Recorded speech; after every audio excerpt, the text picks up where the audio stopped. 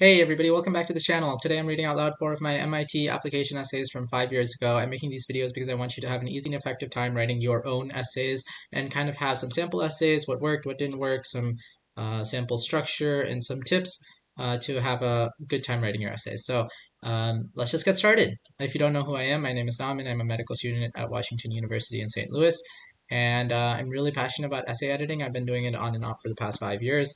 So yeah. All right, first prompt. We know you lead a busy life full of activities, many of which are required of you. Tell us about something you do simply for the pleasure of it. So this is kind of like what do you do for fun prompt, and I wrote, my passion for dance first began when I was 6 and my family frequently watched Bollywood movies. Whenever a song started, I sprang from the couch and performed my own spontaneous dance. At Indian weddings, I would dance in front of hundreds of people. Meticulously controlling my facial expressions and body movements while dancing helped me build a posture that projects self-assurance and poise. I did not anticipate the strenuous high school lifestyle that hour-and-a-half long commutes and rigorous homework would bring, but dancing daily for an hour to my own choreography gave me both exercise and much-needed rejuvenation. All right, so I think whenever you're writing an essay that's about, what do you do for fun, uh, I've been editing a lot of people's essays, and when they have these types of prompts, they kind of still focus on like, oh, I still do math for the pleasure of it, or I like to do research for the pleasure of it, and that's really cool, and I think that is a valid way to answer this. But the thing that kind of made me not want to write that is because they said full of activities, busy life, and in all the other essay prompts, you kind of get the opportunity to write about those things. And so I wanted to write something that wasn't going to show up on my resume, and that I genuinely did for fun. And so that was kind of this. And it's totally fine if you want to write about a project or research or math or something like that. But for me, I thought that a sport or a hobby or something like that would much better fit the prompt, and kind of give them what they were asking for. And the key thing with like what do you do for fun is kind of still show some growth, still show like what is the result of it, kind of how has it helped you in life, maybe like what have you learned from it, maybe people you've interacted with, and how it's changed you as a person. And that's kind of what they're looking for, is your reflection. All right, second prompt. These I like these. These are nice and short. Although you may not yet know what you want to major in, which department or program at MIT appeals to you and why. No way, I stammered, holding a euthanized mouse that seemingly refused to accept its death. It tossed and turned violently as its autonomic nervous system fired off signals. It lacked the SOX11 gene, thus becoming an unwitting ally in my quest to learn brain development. In that experience and many others throughout my internship, I was astonished that sublime feelings are rooted in the simple firing of neurotransmitters and DNA tidbits. At MIT, I want to major in neuroscience and research in the brain and cognitive science department, particularly in the Tonegawa lab. Classes that interest me are theory of knowledge and language acquisition. And so um, this is, again, a pretty nice and short essay. Um, so I'm sure that if you've watched the other videos on my channel, you'll notice that this type of essay shows up a lot because almost every single school asks, what are you interested in? And the key thing here is that you don't want to just mention what department or what program because that's just one sentence answer. But you also want to mention kind of like the aspects of that program that really interest you. So I talked about the research I wanted to work with, classes that I want to take. Kind of also, it would be good to mention why you're interested in that. And so sharing an anecdote is always a good idea to share why you're interested in something. And so I shared a short anecdote about why I got interested in neuroscience.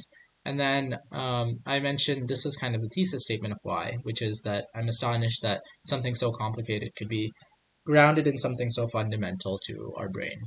And it's always a good idea to mention specifics about what exactly appeals to you. And if I was going to give myself feedback from so many years ago, I would say that this is an anecdote that doesn't share as much as it should about why I got interested in neuroscience. And something, maybe a different anecdote that kind of shares a little bit more specifics about why I got interested in neuroscience would be sort of a better idea for these types of prompts. But in general, this does the job of sharing why I got interested in neuroscience and why I want to major in it and what I would take advantage of. All right, third prompt. At MIT, we bring people together to better the lives of others. MIT students work to improve the communities in different ways, from tackling the world's biggest challenges to being a good friend. Describe one way in which you have contributed to your community, whether in your family, classroom, neighborhood, etc. This is a little bit longer, 200 to 250 words. And I wrote about my experience on the debate team. So at an uber competitive magnet school, it is refreshing to be a member of the Lincoln Douglas debate team. On our team, frustration over perplexing work is transformed into team spirit, ideas are transformed to full-formed arguments, and sleepy eyes are transformed into determined ones, ready to audaciously and critically question the status quo. In just 4 years, the debate team has grown from 5 to over 60 students, growing in number while I grew in years. As a devoted 4-year member and now captain of the team, I have taught debate, judged rounds, collaborated with others. On weekends, I run drill sessions and late-night Skype meetings with over 30 other varsity members of the team. Directing my team's emotional and intellectual energy and arranging tournament logistics have become welcome aspects of weekly far-flung tournaments. I've also written an extensive handbook on debate for my team, which every novice debater refers to for learning the fundamentals. This past summer, I created an introductory debate curriculum and coached my local middle school debate club for over 70 hours. Although debate is 1v1, I always tell incoming debaters that the team's support is omnipresent, whether it is answering their endless late-night philosophical quandaries about Heidegger or congratulating them on previous performance. From every judge, every teammate, every opponent, I have learned something new, and I take pride that as I grew older, I became a role model for others to emulate and learn from.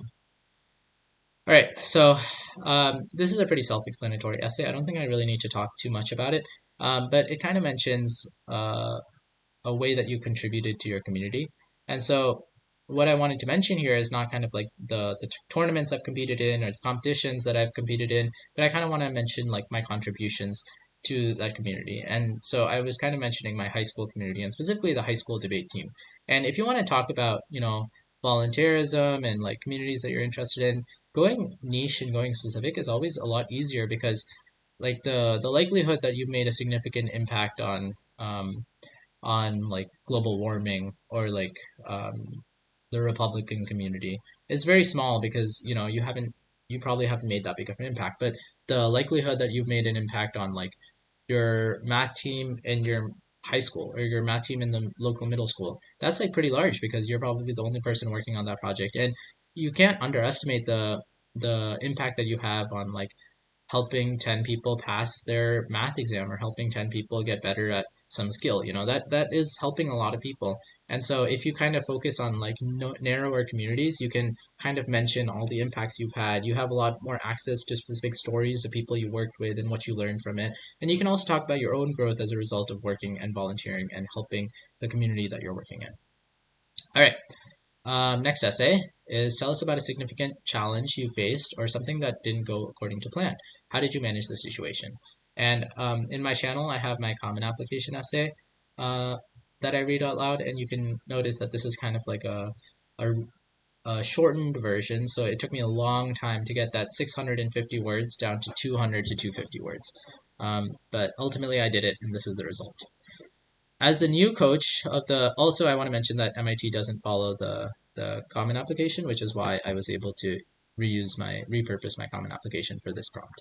As the new coach of the middle school debate club this summer, I was eager to share leadership skills with young minds. Before the first meeting, I had dutifully prepared comprehensive lesson notes. Then I strutted into the auditorium expecting to inspire.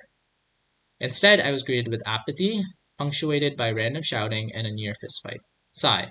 Reading complex philosophy and arguing intensely had become treasured aspects of my intellectual life. Why didn't my students share my passion?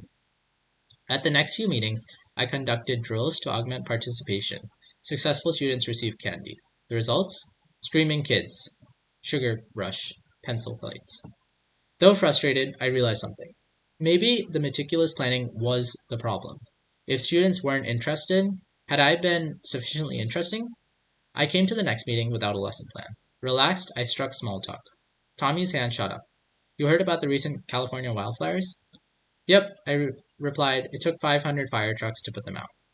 Surprisingly, the usual troublemakers, now wide-eyed, weighed in, and a class discussion flashed like the wildfires themselves, burning on for a full hour. Elated, I knew I had a viable format. Each week, students chose topics, and I moderated. The evolving club still featured the same spontaneous debates I envisioned. I learned to encourage students to voice their own ideas and felt gratified when parents reported remarkable improvements in children's confidence. Ironically, in my zeal to teach debate, I relearned the fundamental lesson of debate itself, to be open-minded. Whew. All right, that's my essay. If you, like I said, it's very similar to my CommonApp essay. It took me a long time to kind of repurpose it to make it so much shorter, but it still captures the heart of everything that I wanted to say, the epiphany moment, and all of those things. So those were my MIT essays. I hope that you kind of learned something from reading them, and I hope that you have an easier and more effective time writing your own application essays. If you have any questions, feel free to leave them in the comments. If you want professional essay editing, I offer that as well. That's going to be down somewhere in the description. And until next time, see you in the next video. Bye, everybody.